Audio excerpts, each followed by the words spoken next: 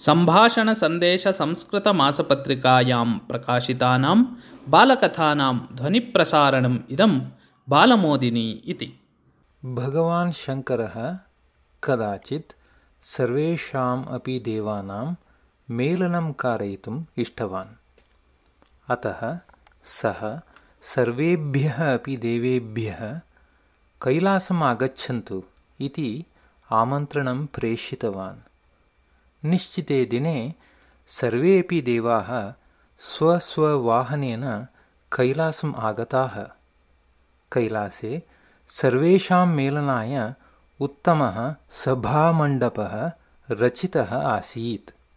आगताः देवाः बहिः एव वाहनं संस्थाप्य सभामण्डपं प्रविशन्ति स्म।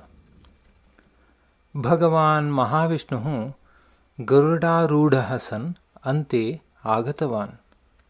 गरुडात् अवतीर्णः सः सभामण्डपं प्रविष्टवान्। सर्वे देवाः उत्थाय तं नमस्कृतवन्तः। शङ्करः अपि तम् आदरपूर्वकम् उपवेशितवान्। गोष्ठी च आरब्धा।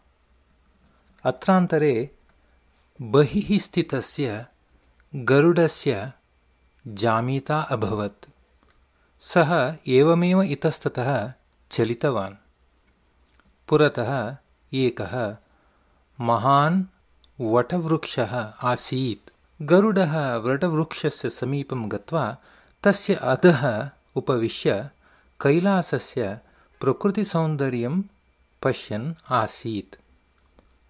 तावता महिषारूढः यमधर्मराजः तत्र आगतवान्।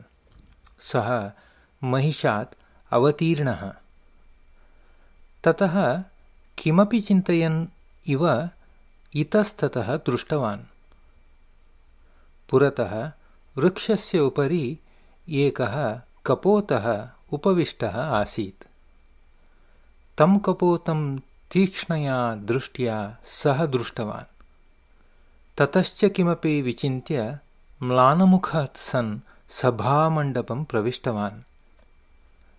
गरुडः एतत् सर्वं दृष्टवान्। सः चिन्तितवान् यत् अस्य कपोतस्य उपरि यमधर्मराजस्य दृष्टिः पतिता अस्ति। तन्नाम अद्य कपोतः निश्चयेनापि मरणं प्राप्नोति इति। तदा तस्य मनसि विचारः उत्पन्नः, कथमपि एषः कपोतः मरणात् रक्षणीयः इति।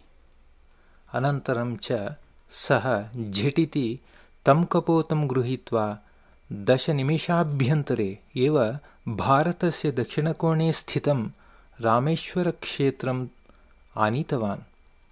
तत्र च कस्यचित् वटवृक्षस्य उपरि तम् उपवेश्य अहं यमदेवं जितवान् इति चिन्तयन् तावता एव वेगेन कैलासं प्रत्यागतवान्। किमपि न प्रवृत्तम् इव वृक्षस्य अधः यथापूर्वम् उपविष्टवान्। अत्रान्तरे देवानां गोष्ठी समाप्ता। सर्वेऽपि देवाः ततः प्रस्थिताः। बहिः आगतः यमदेवः तु प्रथमं तं वृक्षं दृष्टवान् यत्र कपोतः उपविष्टः आसीत्। परम् अधुना कपोतः तत्र न आसीत्। तावता सः पार्श्वे उपविष्टं गरुडं दृष्टवान्।